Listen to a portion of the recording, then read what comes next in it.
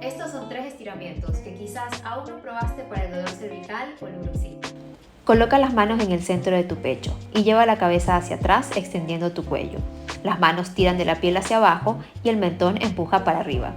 Ahora, abre la boca y mueve la mandíbula hacia adelante y arriba. Sostén la postura por 10 segundos. Coloca tus manos por debajo de la clavícula. Luego inclina la cabeza hacia el lado contrario y rota el cuello en esa dirección para estirar el músculo. Ahora, gira la cabeza al centro y repite este movimiento de rotación 10 veces.